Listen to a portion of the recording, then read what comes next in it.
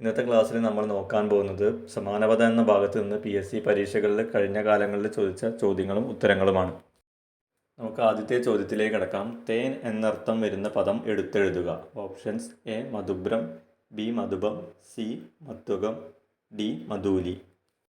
അതിൻ്റെ ഉത്തരം വരുന്നത് ഓപ്ഷൻ ഡി മധൂലിയാണ്. തേൻ എന്നർത്ഥം വരുന്ന പദം മധൂലി. അടുത്ത ചോദ്യത്തിലേക്ക് കടക്കാം. മഞ്ഞപ്പട്ടുടുത്തവൻ എന്നർത്ഥം വരുന്ന പദം എഴുതുക. ഓപ്ഷൻസ്: എ പീതാംബരൻ, ഓപ്ഷൻ ബി പീതാംബരൻ, ഓപ്ഷൻ സി ശ്വേതാംബരൻ, ഓപ്ഷൻ ഡി ഹരിതാംബരൻ. ശരിയായ ഉത്തരം വരുന്നത് ഓപ്ഷൻ ബി പീതാംബരൻ. അതുപോലെ തന്നെ ഓപ്ഷൻ എ ശ്രദ്ധിക്കുക, പീതാംബരൻ എന്ന് എഴുതിയത് തെറ്റാണ്. അടുത്ത ചോദ്യം നോക്കാം. മേഘം എന്നർത്ഥം വരുന്ന പദം ഏത്? ഓപ്ഷൻ എ വഹിനി, ബി വാരിതം, സി വാരിധി, ഡി വാരിജം. അതിന് ഉത്തരം വരുന്നത് ഓപ്ഷൻ ബി വാരിതം.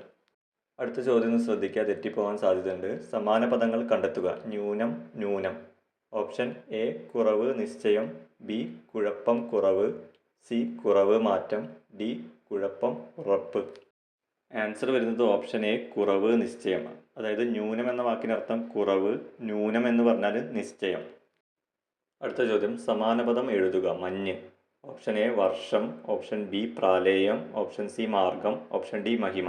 ഇതിൽ മഞ്ഞിൻ്റെ സമാനപദമാണ് ചോദിച്ചത്. ഓപ്ഷൻ എ വർഷം, ബി പ്രാലേയം, സി മാർഗം, ഡി മഹിമം. ശരിയായ ഉത്തരം ഓപ്ഷൻ ബി പ്രാലേയം. മഞ്ഞ് പ്രാലേയം. അടുത്ത ചോദ്യം. കലാധരൻ എന്നതിന് സമാനപദം അല്ലാത്തതേത്?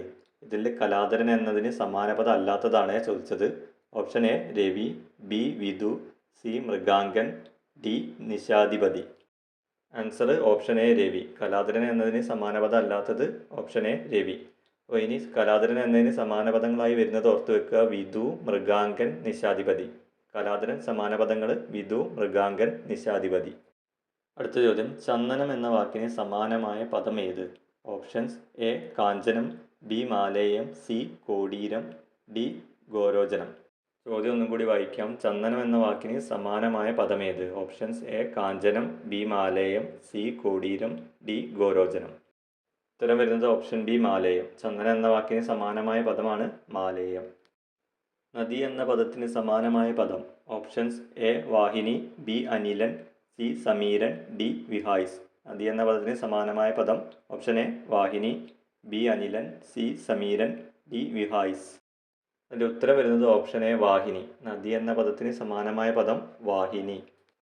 അടുത്ത ചോദ്യം. അശ്വത്ഥം എന്ന പദത്തിന് സമാനാർത്ഥമായി വരുന്ന പദം ഏത്? ഓപ്ഷൻസ്: എ അരയാൽ, ബി കാറ്റ്, സി മുറ്റം, ഡി മാളിക.